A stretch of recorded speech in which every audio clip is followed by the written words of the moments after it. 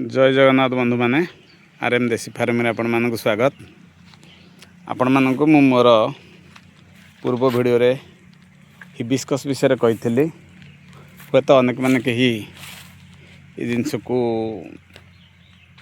विश्वास करि पारथिबे बा नाही। आज देखंतु हमर हिबिस्कस गछ गुड़िक बा मंदार जहाँ कहते नाली मंदार जोटा माँ तारिणीकर अति प्रिय पुष्प।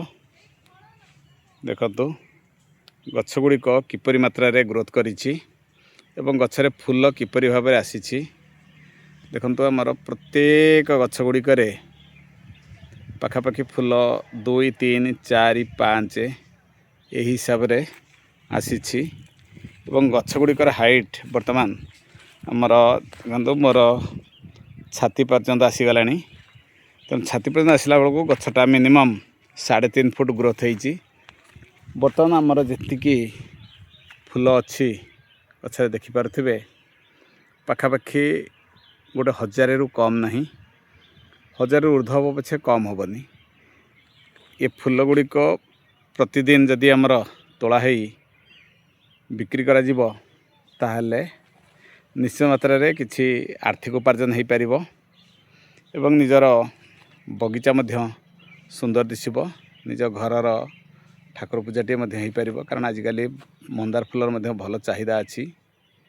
अवश्य एथुर आमर मंदार फूल निया जाई बिक्री करा जाउछि, किंतु आपको प्रोफेशनली भाव में आमर बिक्री करा जाय नहीं। बर्तमान देखंतु किपरि भाव में मंदार गछ ग्रोथ कराई। एगुड़ी प्रथम आमर वर्षा आरंभ पूर्वर एगुड़ी आम कलमी करी डालू बा डाल काटी से रूटेक्स पाउडर रे ताको छाई रे गोटे मास पर्यंत रखिला परे सेथिरु गजा बाहरी थिला बा साइड डाल गुड़ी करू बाहरी थिला हमर रूट आउ तार ऊपर जोड़ा ग्रोथ होछि से गुड़ी को तापरे से गुड़ी को आमे आनी खरा रखिथिलु। खरा रखिला परे गात गुड़िक 1 फुट लेखा खोला गला। खोला जाए से FIM एवं भर्मी कंपोस्ट दिया जाइथिला। दिया जिबा फल रे दिया जाए किछि माटी किछि बाली दिया जाइथिला, जहा द्वारा कि गछ गुड़िक लागिले तार ग्रोथ किछि असुविधा हेबो नाही एवं जल्दी ग्रोथ हबो। तापरे हमर गछ गुड़िक 15 दिन पर माटी को आउ थे खुसई दे से गात को लगे तार मूल को आम हिप करूँ। हिप करने द्वारा हम कौन जो वर्षा पानी गुड़िक आसब से गुड़िक मूल को कौन नष्ट करिबो नाही, जाफल रूट गुड़िक पचिबार संभावना रहिबो नाही।